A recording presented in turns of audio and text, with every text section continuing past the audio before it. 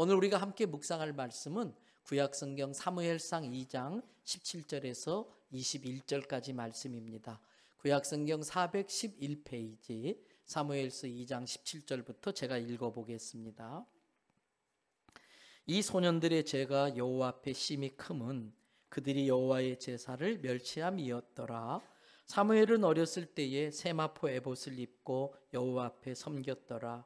그의 어머니가 매년 드리는 제사를 드리러 그의 남편과 함께 올라갈 때마다 작은 겉옷을 지어다가 그에게 주었더니 엘리가 엘가나와 그의 아내에게 축복하여 이르되 여호와께서 이 여인으로 말미암아 내게 다른 후사를 주사 이가 여호와께 간구하여 얻어 바친 아들을 대신하게 하시기를 원하노라 하였더니 그들이 자기 집으로 돌아가매 여호와께서 한나를 돌보시사 그로 하여금 임신하여 세 아들과 두 딸을 낳게 하셨고 아이 사무엘은 여호와 앞에서 자라니라. 아멘.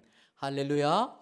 오늘 또 예배 자리에 함께 하신 우리 성도들과 자녀들, 가정 그리고 하는 모든 일들마다 하나님의 돕는 손길이 함께 하시길 주님의 이름으로 축복합니다.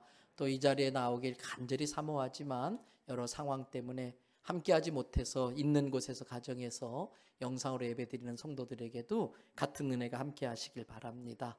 오늘이 어린이 주일입니다. 어린이날 또는 어린이 주일이 왜 생겼을까요?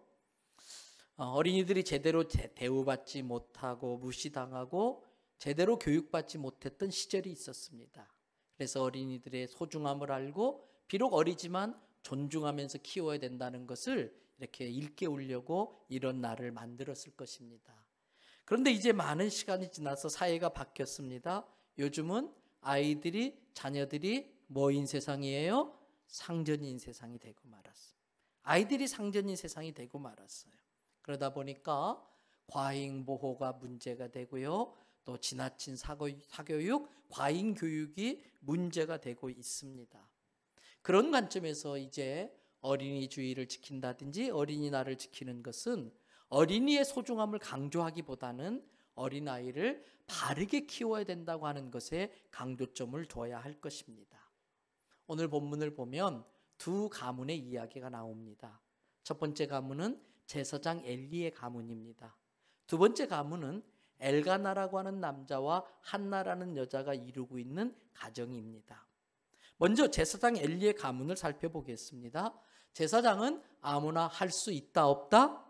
할 수 없습니다.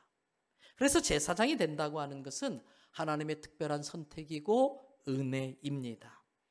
또 자녀의 입장에서도 제사장의 가문에서 태어나 자라나는 것은 그 자체만으로도 큰 축복입니다. 사무엘상 2장 28절 말씀을 보십시다. 이스라엘 모든 지파 중에서 내가 그를 택하여 내 제사장으로 삼아 그가 내 제단에 올라 분향하며 내 앞에서 에봇을 입게 하지 아니하였느냐? 이스라엘 자손이 드리는 모든 화제를 내가 내 조상의 집에 주지 아니하였느냐? 하나님께 특별히 택함을 받아서 여호와의 제단에 올라 분향하는 특별한 일을 하는 사람이 되었다는 것은 영광스러운 일입니다. 제사장만이 입을 수 있는 에봇을 입을 수 있다고 하는 것은 자랑스러운 일입니다. 이스라엘 자손이 하나님께 드린 제물 중에 일부를 떼어 제사장의 몫으로 주는 것은 엄청난 축복입니다. 자녀의 입장에서도 제사장 가문에 태어나서 하나님의 말씀을 더 잘 배울 수 있는 환경에서 성장할 수 있다는 것은 아무나 누릴 수 있는 복이 아닐 것입니다. 제사장의 가문에 태어나서 더 경건하게 살아가는 훈련을 받으며 자랄 수 있다는 것은 혜택 중에 혜택을 받고 있는 것입니다. 무엇보다도 앞으로 아버지의 뒤를 이어서 하나님을 섬기는 제사장이 될 수 있다고 하는 것은 은혜 중에 은혜인 줄로 압니다. 그런 점에서 우리 성도들의 자녀들이 믿음의 부모, 믿음의 가정에서 태어났다고 하는 것은 큰 축복을 받고 있는 줄로 믿습니다.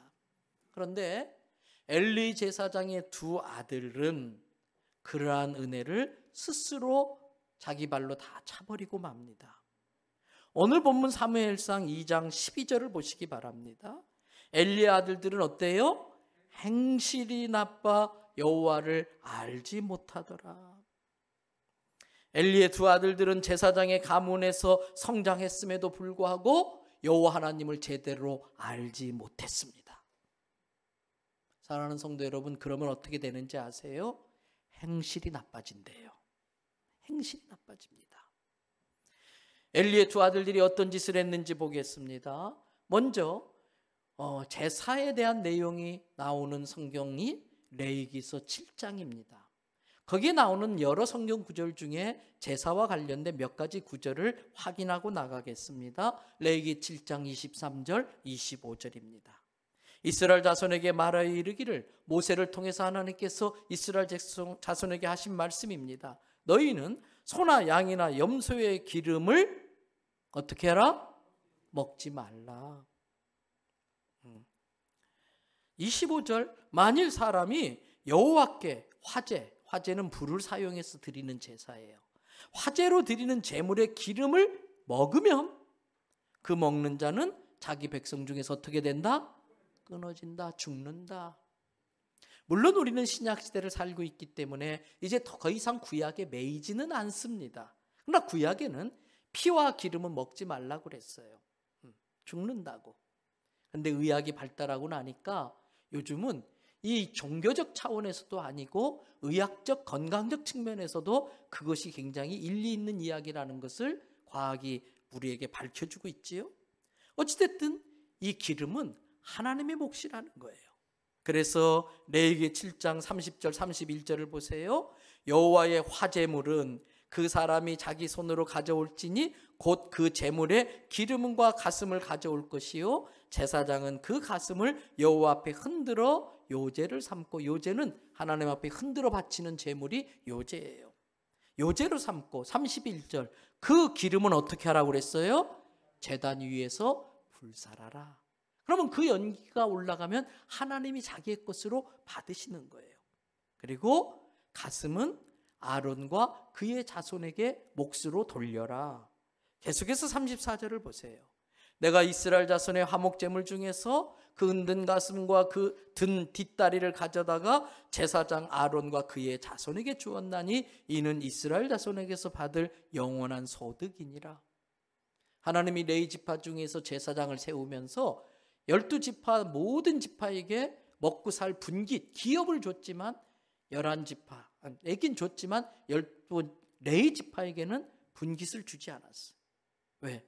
성전을 제사를 드리고 성전을 돌보는 일에 전념하라고. 대신 백성들이 드린 제물 중에 일부를 제사장의 몫으로 준다는 것입니다. 여러분,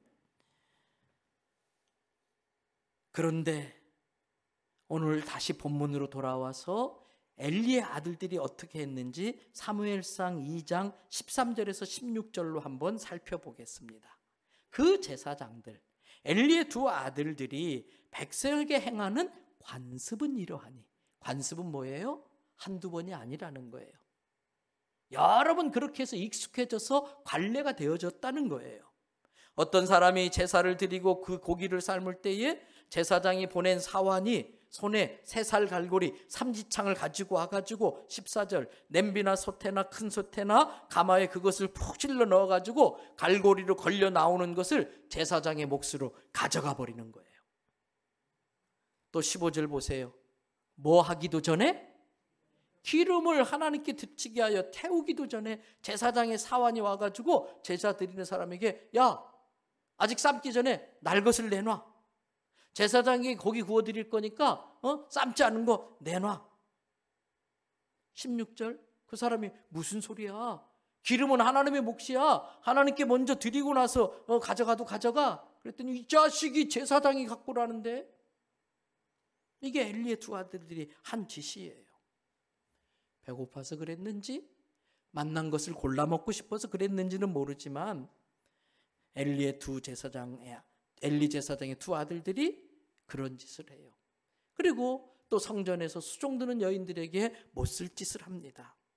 이들의 이런 행동에 대해서 성경은 이렇게 말합니다. 17절이에요. 다 같이 읽겠습니다. 이 소년들의 죄가 여호와 앞에 심히 크면 그들이 여호와의 제사를 멸시함이라. 여기서 멸시한다고 하는 단어가 히브리 단어로 한번 따라 하십시다. 니아추. 이 니아추라고 하는 단어는 의도적으로, 아주 적극적으로 누군가를 모욕하고 무시하고 회방하는 행위를 나타내는 단어가 니아추예요. 여러분, 엘리의 두 아들들이 여호와의 제사를 니아추 멸시했다는 거예요. 그것은 하나님 앞에 큰 죄가 되었습니다. 사랑하는 대연성결교회 성도 여러분, 우리의 자녀들이 예배를 니아추하지 않기를 바랍니다. 우리의 자녀들이 예배를 멸시하는 일이 없기를 바랍니다. 엘리 제사장에게 자기 아들들이 이런 짓을 하고 다닌다는 것이 들려옵니다. 사무엘상 2장 23절 24절을 보십시다. 엘리 제사장이 그의 아들들에게 이르되 너희가 어찌하여 이런 일을 하고 다니느냐? 내가 너희의 악행을 이 모든 백성들에게서, 소문이 자자했다는 거예요. 백성들에게서 듣고 있다. 24절, 내 아들들아 제발 그런 짓 하지 말아라. 내게 들리는 소문이 좋지 않다. 마음이 아프다. 너희들이 그렇게 하면은 백성들도 너희들을 따라 할 것이고 그건 백성들에게 죄를 짓게 하는 일이 된다.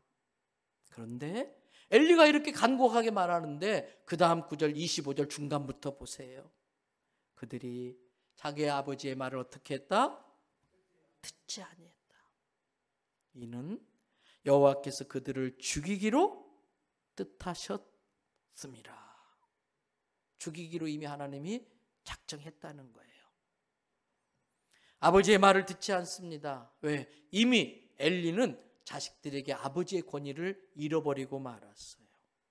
아버지의 권위를 가지고서 가르쳐야 될 것들을, 마땅히 가르쳐야 될 것들을 가르쳐야 할 때에 자녀들에게 가르쳐야 됐었는데 그 기회를 놓치고 만 거예요. 아차 싶어서 이제라도 가르쳐야지 했더니 머리통 껐다고 자식들이 아버지의 말을 듣지 않는 것입니다. 여기서 우리가 중요한 영적 교훈을 깨달아야 됩니다. 신앙교육은 일찍 갈수록 좋습니다.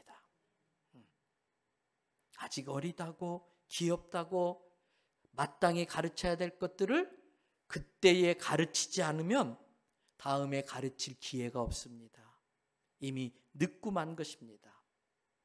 잠언 13장 24절 말씀 다 같이 한번 읽어보겠습니다. 매를 아끼는 자는 그의 자식을 미워함이라 자식을 사랑하는 자는 근실이 징계하느니라. 꼭 매를 들어 치라는 뜻은 아니지요. 그러나 아무리 자식이 사랑스럽고 귀엽더라도 가르칠 것은 확실히 분명히 엄히 가르쳐야 된다는 뜻입니다. 안타깝게도 엘리 제사장은 그렇게 하지 못했습니다. 왜 그렇게 하지 못했나? 하나님께서 엘리 제사장의 태도를 정확히 지적합니다. 29절 말씀을 보세요. 너희는 어찌하여 내가 내 처소에서 명령한 내 제물과 예물을 밟으며, 그 다음 뭐라고 되어 있습니까? 내 아들들을 나보다 더 중히 여겨 내 백성 이스라엘이 드리는 가장 좋은 것으로 너희들을 살찌게 하고 있느냐? 내 아들들을 나보다 더 중히 여겼다. 이게 엘리의 모습이에요. 자기 자식을 하나님보다 더 소중히 여겼다. 하나님보다 더 소중히 여기는 게 자식이 됐든 돈이 됐든 뭐가 됐든 그게 우상인 것입니다. 엘리 제사장은 그래서 야단쳐야 될 때 야단치지 못했습니다. 하나님의 말씀을 단호히 가르치지 못했습니다. 그러다 보니 그 아들들이 하나님 앞에, 사람들 앞에 버르장머리 없는 아이들이 되고 말았어요. 여러분, 그렇게 마땅히 가르쳐야 될 것을 제대로 가르치지 못하면 그렇게 큰 자식은 자기가 최고인 줄 알아요. 자기가 제일인 줄 알아요. 그래서 오냐오냐 키운 자식이 사랑 많이 받고 컸기 때문에 나중에 부모를 잘 효도할 것 같지요? 천만의 말씀. 나이 들어서도 자기만 위해달라고 합니다. 자기야만 늘 오냐오냐 키워달라고 그렇게 합니다. 그렇게 큰 자식은 하나님을 경외할 줄 모릅니다. 하나님을 두려워하지 않습니다. 다른 사람의 말은 말할 것도 없고 나중엔 부모의 말조차도 듣지 않는 자녀가 됩니다. 구약성경 잠언 1장 7절을 보십시오. 거기에 보니까 여호와를 경외하는 게 뭐라고요? 지식의 근본이다. 이 말은 여호와를 경외하지 않고 배운 지식, 여호와를 경외하는 것이 없이 쌓아놓은 스펙은 근본이 없는 거라는 거예요. 근본 없는 자식이 된다는 거예요. 여호와를 두려워할 줄 모르는 사람이 많은 지식을 쌓고 많은 스펙을 쌓으면 그 지식과 그 스펙은 그 사람을 교만으로 이끌 뿐입니다. 그렇게 큰 자식은 자기가 쌓아올린 지식을 믿고 하나님과 사람 앞에서 까불기 시작합니다. 사람들을 우습게 여깁니다. 심지어는 부모도 무시합니다. 부모에게 대듭니다. 그런데 아셔야 됩니다. 여호와를 경외하는 것이 근본이 되어 있지 않는 그 지식은 하나님께 매를 벌게 만듭니다. 하나님께 매를 벌게 만듭니다. 여호와를 경외하는 것이 없이 쌓아진 지식은 그 자식을 멸망의 길로 인도할 뿐입니다. 왜요? 하나님이 그런 자식을 대하는 원칙을 정해놓으셨습니다. 30절 뒷부분을 보세요. 사무엘상 2장 30절 뒷부분에 이제 나 여호와가 말하노라 결탄코 그렇게 하지 아니하리라. 그 다음 뭐라고 되어 있습니까? 나를 존중히 여기는 자를 내가 존중히 여기고 나를 멸시하는 자를 내가 경멸하리라. 하나님은 자기를 존중히 여기는 사람을 존중히 여겨주셔요. 자기를 존중히 여기는 사람을 하나님은 도와주십니다. 그러나 자기를 우습게 여기는 사람은 하나님도 그를 무시하는 거예요. 하나님이 경멸하면은 아무리 스펙이 좋고 지식이 많아도 사람이 죽었다 깨어나도 인생을 잘 살 수 없습니다. 앞에서 살펴본 사무엘상 2장 25절 뒷부분에 나온 것처럼 하나님께서 엘리의 두 아들을 죽이기로 작정해 놓으셨기 때문에 아무리 빼어난 재주가 있어도 그의 결과는 멸망입니다. 때문에 여호와 없는 지식을 가지고 일구어 놓은 것은 반드시 망하게 됩니다. 하나님은 엘리의 가문을 버리기로 결심하십니다. 그래서 누구의 이 귀한 제사장의 직분을 맡길까 새로운 인물을 찾고 계셨습니다. 그때에 하나님의 귓가에 울부짖는 한 여인의 기도 소리가 들립니다. 성경을 앞으로 한 장 넘기셔서 사무엘상 1장 10절과 11절을 보겠습니다. 한나가 마음이 괴로워서 뭐 했어요? 여호와께 기도해. 마음이 괴로우면 뭐 해야 된다? 기도해야 돼요. 마음이 괴롭다고 남편에게 바가지 긁으면 싸움만 나요. 마음이 괴롭다고 술 마시면 몸만 망가져요. 마음이 괴로우면 뭐 해야 된다? 그런데 그냥 기도해가지고는 안 돼요. 거기 뭐라고 그랬어요? 통곡하며. 그리고 또 하나 더 한다면 11절에 뭐 했습니까? 서원하는 거예요. 하나님하고 약속하는 거예요. 한나가 어떻게 서원하는지 우리 다 같이 서원하여 이르되 그 다음부터 같이 읽어보십시다. 만군의 여호와여, 만일 주의 여종이 고통을 돌보시고 나를 기억하사 주의 여종을 잊지 아니하시고 주의 여종에게 아들을 주시면 내가 그의 평생에 그를 여호와께 드리고 삭도를 그의 머리에 대지 아니하겠나이다. 삭도, 칼을, 면도칼을 이발을 하지 않겠다. 즉 나실인으로 구별된 자로 키우겠다는 거예요. 여러분 이 기도의 배경을 아실 겁니다. 엘가나에게 일부 다처제가 허용되던 그 시절에 한나와 분인나라고 하는 두 아내가 있었어요. 분인나는 자식을 잘 낳습니다. 그런데 본부인인 큰부인은 한나는 애를 못 낳는 거예요. 한나가 너무 괴로워해요. 엘가나가 그게 참 안쓰러워서 성경에 보니까 배나 한나를 사랑해 주는데도 그것이 한나에게 위로가 안 돼요. 더 마음이 괴로운 거예요. 그래서 울부짖으며 기도합니다. 여러분 이 울부짖는 기도가 참 중요해요. 잘 아시지요? 이미 외우시지요? 에레미야 33장 3절의 말씀입니다. 우리 다 같이 함께 선포해 봅니다. 너는 내게 부르짖으라. 내가 내게 응답하겠고 내가 알지 못하는 크고 은밀한 일을 내게 보이리라. 너는 내게 뭐하라? 부르짖어라. 이 말씀 믿으시기를 바랍니다. 이 말씀을 품고 힘들고 어려울 때마다 하나님 앞에 울부짖어 기도하시기 바랍니다. 다 울부짖어 기도하라는 건 아니지만 울부짖는 심정으로 기도해야 돼요. 그리고 할 수 있다면 어떤 때는 울부짖어 기도하는 게 좋습니다. 하나님은 이렇게 자기를 향해 울부짖어 기도하는 사람의 기도를 외면하실 수 없는 분이에요. 마음의 소원을 품고 간절히 하나님 앞에 울부짖어 기도하면 하나님은 반드시 그 기도를 들어주시는 분이십니다. 여러분, 한나가 그렇게 막 울면서 기도하니까 제사장 엘리가 와서 도대체 무슨 일이냐 그랬더니 자기 사정을 쭉 이야기해요. 한나의 사정을 들은 엘리 제사장의 마음에 한나가 불쌍해 보이는 거예요. 그래서 하나님이 주신 권세를 가지고 한나를 축복합니다. 사무엘상 1장 17절입니다. 또 다 같이 한번 읽어보십시다. 엘리가 대답하여 이르되 평안히 가라. 이스라엘의 하나님이 내가 기도하여 구한 것을 허락하시기를 원하노라. 그런데 하나님께서 엘리 제사장의 축복대로 되게 해주세요. 20절 보세요. 한나가 뭐 했어요? 임신했어요. 때가 이름에 아들을 낳았는데 그 아들의 이름이 뭐라? 사무엘이라. 왜 사무엘이라고 했느냐? 하나님께 기도해서 받았다. 하나님께 구하여 얻었다. 이게 사무엘 뜻이. 여러분, 제사장 엘리가 한나에게 축복한 그대로 된 거예요. 근데 저에게는 이 상황이 참 위로가 되더라고요. 저에게는 이 말씀 때문에 그래도 이만큼이나마 목회할 용기를 얻을 수가 있었어요. 왜냐하면 어떻게 보면 무능하고 무기력하고 자기의 직분도 제대로 감당하지 못했던 엘리 제사장이 하는 축복도 기도한 대로 되더라는 거예요.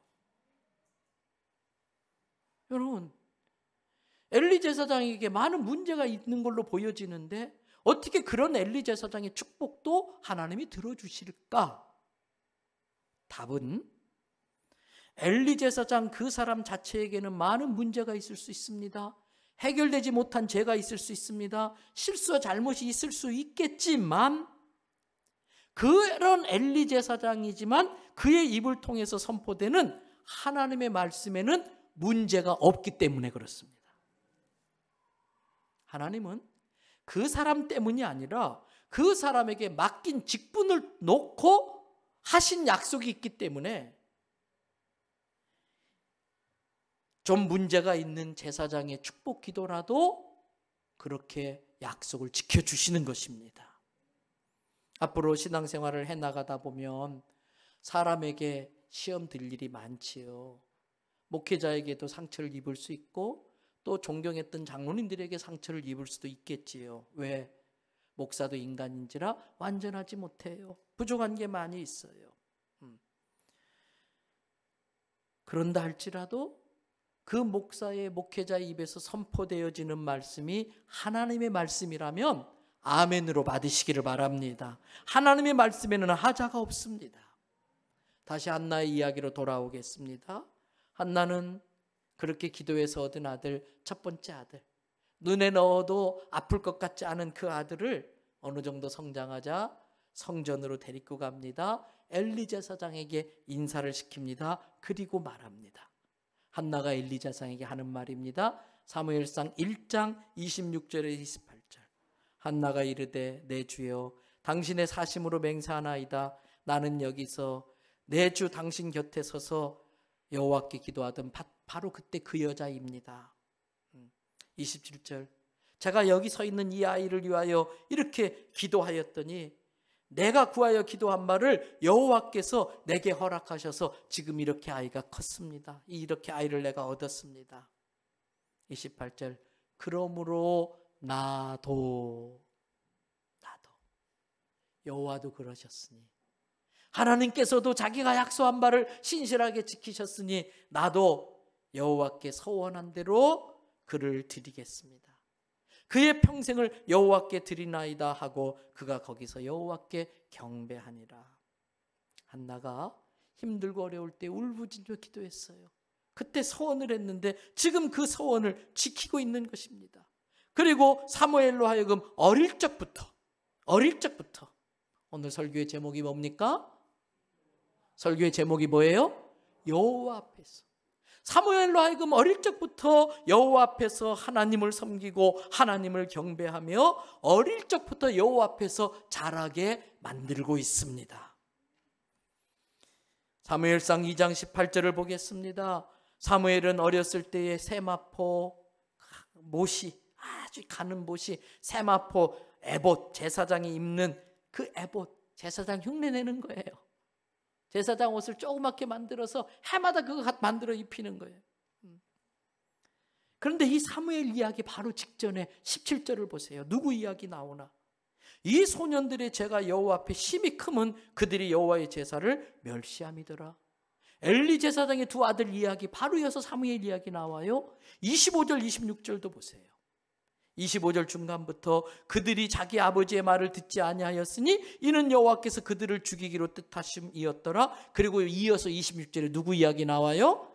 아이 사무엘이 점점 자라매 여호와와 사람들에게 은총을 더욱 받더라. 대비시키고 있어요. 일부러 그렇게 했어요. 여기에 중요한 영적 교훈이 있습니다. 깨달아야 됩니다. 하나님은 약속을 지키시는 분이라 약속하신 대로 축복을 주십니다. 복을 주십니다. 그러나 그 복을, 하나님이 주신 복을 내 복으로 만들고 내 복을 지켜내는 것은 누구의 몫이다? 내 몫이에요. 깨달아지면 아멘. 하나님이 누구에게나 복을 주지만 그걸 내 복으로 만들고 내 복으로 지키는 건 내 몫이에요. 엘리 가문에 주신 제사장의 복이 분명히 있었습니다. 그러나 엘리의 자녀들은 그것들을 지켜내지 못했습니다. 그랬더니 그 직분이 누구에게로 옮겨가고 있어요? 사무엘로 옮겨가요. 직분의 이동이 일어나고 있는 거예요. 여러분, 물질도 마찬가지입니다. 지금 전 세계가 코로나 팬데믹인데 제가 뉴스를 보니까 지금 전 세계가 재정의 팬데믹이 일어나고 있어요. 부동산이나 주식이나 가상화폐 같은 그런 팬데믹이 일어나요. 근데 여기서 정말 조심하셔야 돼요. 많은 젊은 성도들, 많은 청년들이 지금 막 가상화폐에 몰려들고 있는데 그렇게 해서 떼돈을 벌 수도 있겠지요. 날리는 사람도 많겠지요. 그러나 중요한 것은 이러한 재정의 팬데믹 상황에서 하나님을 경외할 줄 아는 사람들에게 하나님이 물질도 맡기신다는 걸 아셔야 돼요. 하나님을 경외하지 않는 사람도 그런 걸로 많은 물질을 모을 수 있겠지만 여호와를 경외하는 것이 없는 물질은 근본 없는 물질이에요. 근본 없는 물질은 잠시 나한테 왔을지 모르지만 다 날아가게 되는 거예요. 때문에 많은 젊은이들이, 많은 청년들이 이러한 것들에 지금 몰입하고 있지만 그 전에 원칙이 분명해야 돼요. 영혼이 잘 돼야 범사가 잘 되고 강건해지는 걸 깨달으시기 바랍니다.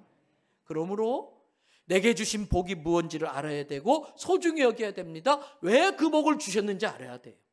사명을 위해 쓸 줄 아는 사람에게 하나님이 부의 이동을 시켜주시는 것입니다. 여러분, 그런데 재밌는 것은요, 우리가 이렇게 하나님께 축복받고 잘 되는 것을 시기하고 탐내고 망가뜨리는 세력이 있습니다. 어떤 세력일까요? 원수 마귀의 세력이에요. 그런데 가만히 제가 보니까 우리를 부러워하고 하는 그러한 세력이 원수 마귀만 있는 게 아니라 교회 안에도 있더라고요. 마태복음 11장 12절 말씀이에요. 다 같이 한번 읽어봅시다. 세례 요한의 때부터 지금까지 천국은 침노를 당하나니 침노하는 자는 빼앗느니라. 천국은 뭘 당하고 있어요? 그래서 누가 차지해요? 침노하는 자가 차지해요. 때문에 내 주변에는요 늘 천국을 침노하는 자들이 있다는 걸 아셔야 돼요. 좋은 의미에서 성도는 천국을 침노하는 또 다른 성도와 늘 경쟁하고 있다는 걸 알아야 돼요. 옆에 사람 한번 보세요. 그 사람이 그 사람이에요. 좋은 의미에서 교회 안에서는 늘 선한 경쟁, 거룩한 영적 레이스가 펼쳐지는 교회가 좋은 교회입니다. 우리 교회는 천국을 침노하는 자가 많아지기를 축복합니다. 우리의 자녀들이 천국을 침노하는 자로 크기를 바랍니다. 천국을 사모해야 돼. 침노하려고 그래야 돼. 그런데 우리 아이들이 천국을 사모하고 침노하는 자로 크는 비결이 있습니다. 어릴 적부터 여호와 앞에 서는 법을 가르쳐야 돼요. 뭘 가르쳐야 돼요? 어릴 적부터 여호와 앞에 서는 법을 가르쳐야 돼요. 아이들이 여호와 앞에서 자라게 해야 됩니다. 다른 말로 하면 어릴 적부터 여호와를 경외할 줄 알면서 커야 됩니다.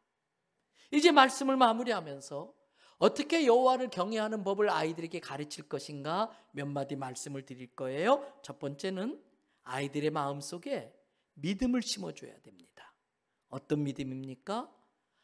하나님은 언제나 살아계시고 그 하나님이 늘 너를 지켜보고 계시고 그 하나님이 지금 네가 하는 말을 다 듣고 계시고 그 하나님은 너와 항상 함께 하신다. 어릴 적부터 이 믿음을 철저히 가르쳐야 됩니다. 아이들의 마음은 도화지 같아요. 하얀 백지 도화지 같아요. 그 도화지 같은 아이들의 마음에 하나님은 지금도 살아계셔.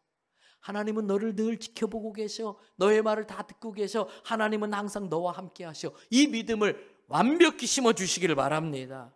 두 번째로 그 믿음을 가지고 늘 하나님을 경배하고 찬양하고 예배 드리는 법을 가르쳐야 됩니다. 예배는 인간이 할 수 있는 최고의 본분입니다. 예배를 니아시하면 안 돼요. 따라합시다. 예배에 성공하면 인생에 성공하고 예배에 실패하면 인생에 실패한다. 학원 빠지면 막 화를 내고 매를 들어 때려요. 그런데 예배 빠졌다면 그런갑다. 아니에요. 예배 빠지면 큰일 날 줄 알게 만들어야 돼요. 세 번째로 자녀들에게 하나님의 말씀을 통해서 하나님의 뜻을 발견하고 진리를 깨닫고 인생의 내비게이션이 되어져서 이 말씀을 통해 자기의 갈 길을 찾아가는 법을 배우게 만들어야 돼요.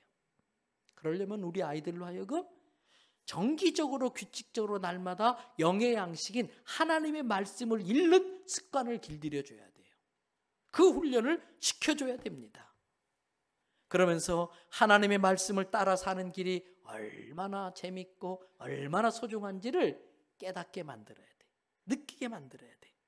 네 번째, 어렵고 힘들 때, 인생을 살다 어렵고 힘들 때에 늘 하나님 나와 함께 하신다는 그 믿음을 가지고 하나님이 주신 약속의 말씀을 붙들고 무릎을 꿇을 줄 알게 만들어야 돼. 하나님 저 좀 살려주세요. 하나님 저 좀 도와주세요. 기도하는 법을 가르쳐야 됩니다. 네, 두 가지의 기도가 있습니다. 정한 시간에 정한 시간을 기도하는 훈련하게 해야 돼요. 기도가 몸에 배이게 규칙적인 기도 생활하는 법을 가르치셔야 됩니다. 그런데 또 하나의 기도가 있습니다. 제가 이름만 대면 알만한 어떤 유명한 연예인이 어떤 프로에서 한 이야기예요. 자기는 영화 촬영을 들여가는 그 순간이 제일 떨리고 두렵대. 감독이 슛 했는데 대본을 다 잊어버리고 머리가 백지되면 어떻게 될까? 특별히 생방송할 때는 너무나 두렵대요. 그래서 자기가 방법을 터득했대요. 바로 들어오기 직전 그 무대 뒤에서 하나님 앞에 15초짜리 총알 기도를 드린대요. 15초짜리 총알. 하나님 급해요. 이건 지금 막 들어주셔야 돼요.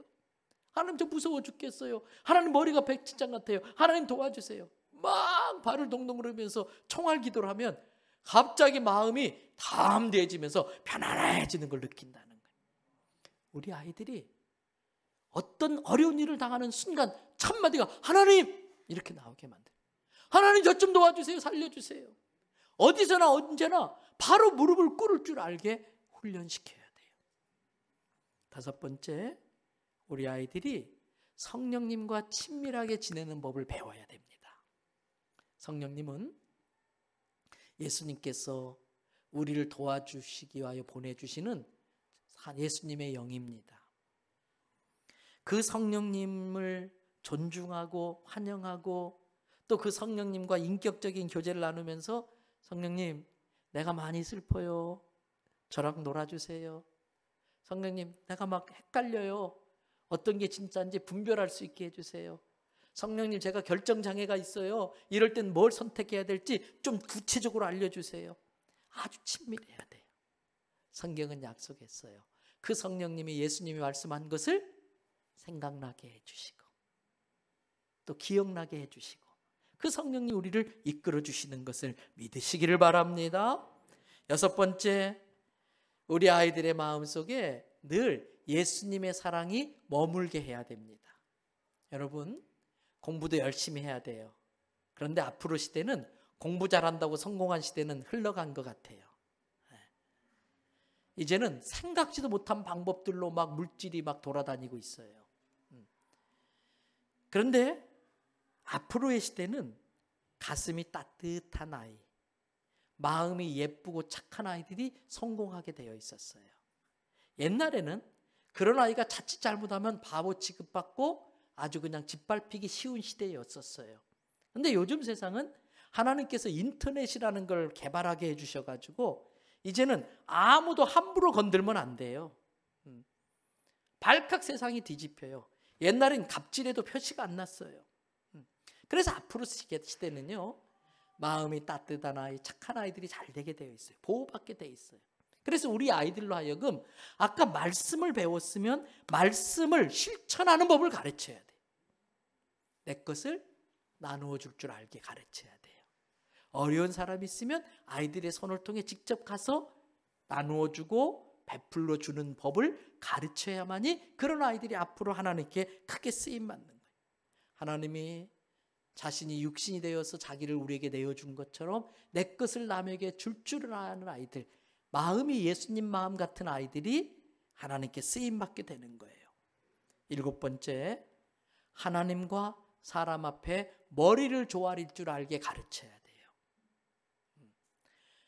다른 사람들이 어쩔 수 없이 머리를 조아릴 수밖에 없는 위치에 올라가려면, 그 위치에 올라가려면 다른 사람에게 머리를 조아릴 줄 아는 법을 먼저 배워야 돼요. 하나님은 교만한 자를 제일 싫어하세요. 잠언 16장 18절 말씀입니다. 같이 읽어보겠습니다.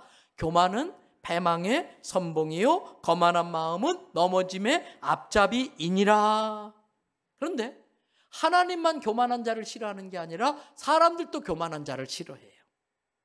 그래서 절대 교만한 자는 성공할 수 없어요.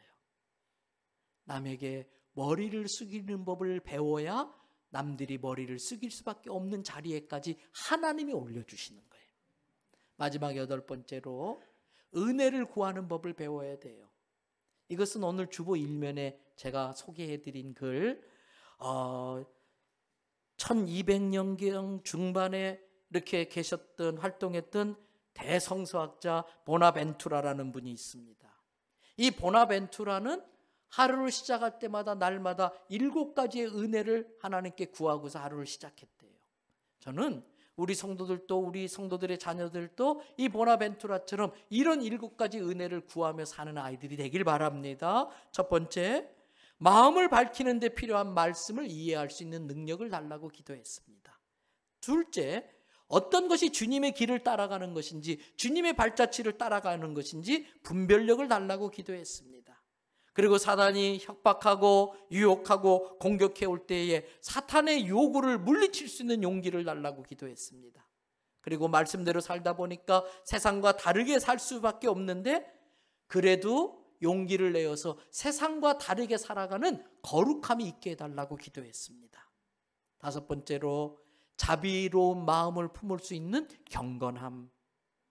다른 게 경건한 게 아니라 다른 사람에게 자비로운 마음을 베풀며 사는 게 경건이래요.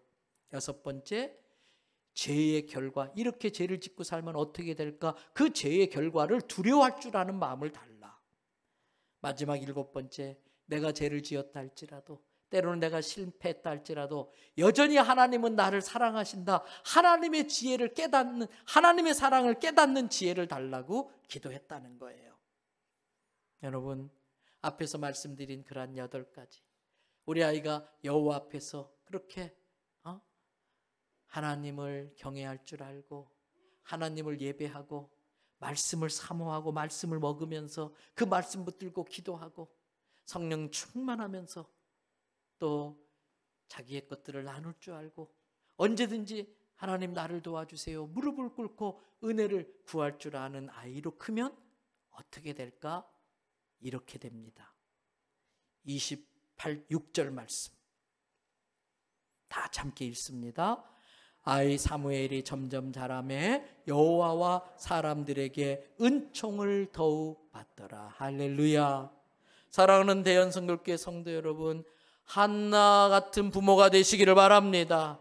우리의 다음 세대를 엘리 제사장의 아들들이 아니라 사무엘 같은 아이들로 키워내는 부모가 되시기 바랍니다.